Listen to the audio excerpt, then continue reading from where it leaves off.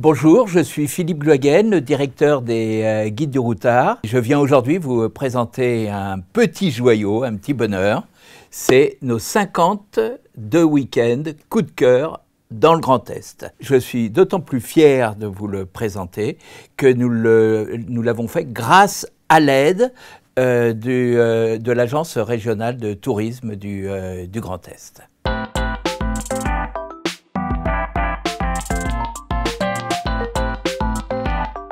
Le Grand Est, le point fort de cette région, qui est assez gigantesque puisqu'elle va de la Marne jusqu'à l'Alsace, est formidable pour la nature. Elle possède 6 parcs naturels, un parc national et un tas de parcs régionaux. C'est une des régions les plus proches de la nature et les plus intactes.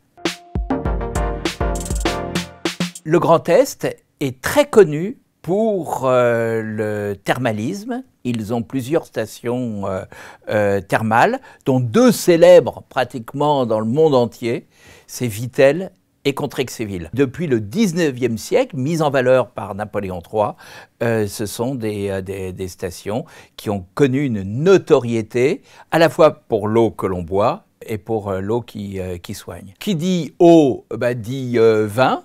C'est une région qui est très célèbre pour l'œnotourisme. D'abord la Champagne, qui produit le vin le plus célèbre au monde. L'Alsace, avec sa célèbre route des vins d'Alsace, qui est parsemée de villages tous plus beaux les uns que les autres. C'est vraiment 2 régions d'œnotourisme que l'on peut parcourir en voiture si vous êtes un peu pressé, ou à vélo et pourquoi pas à pied, qui sont parmi les plus belles de France, en tout cas parmi les plus célèbres. Il ne faut surtout pas oublier que le Grand Est est le royaume du patrimoine culturel. Ça a commencé par les cathédrales gothiques, cathédrale de Reims, la cathédrale des rois. Une autre cathédrale ultra célèbre, c'est celle de Strasbourg, qui a été pendant des centaines d'années le bâtiment le plus haut de la chrétienté. C'est un endroit exceptionnel, un gothique tardif avec à l'intérieur une horloge astronomique absolument exceptionnelle. Mais dans le Grand Est, il n'y a pas que les édifices religieux. Vous avez à Colmar le magnifique retable d'Issenheim, à Mulhouse, le plus beau musée automobile du monde, des frères Schlumpf. Partout, vous allez découvrir des endroits, et même parfois des endroits très peu connus. La petite chapelle Fujita, qui est à Reims. Je pense aussi au musée d'art sacré, qui est à côté de la cathédrale de Reims. Et pour les plus gaullistes d'entre nous, bien entendu, le musée de Colombey, les 2 églises.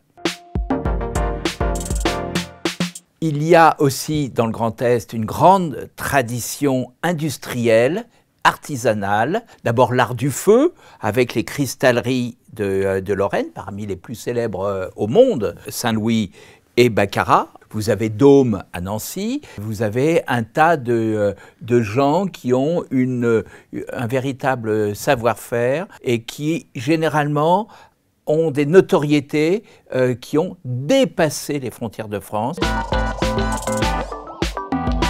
Dans le Grand Est, il y a une gastronomie exceptionnelle et qui est formidable parce qu'elle correspond à chacune des régions. Alors évidemment, en Alsace, vous allez tomber sur les Flammkutsche ou sur la choucroute, mais on oublie la Mirabelle, qui est en Lorraine, l'alcool de Kirsch, la Madeleine de Commercy, et même le baba au rhum. Peu de gens savent que le baba au rhum vient du grand-duc de Lorraine, qui n'avait plus de dents, et sa cuisinière adorée avait pensé à mettre de l'alcool du rhum sur les madeleines de Commercy à l'époque, pour lui faciliter la digestion et le mâchage de son gâteau préféré, et c'est devenu le baba au rhum, originaire de Lorraine.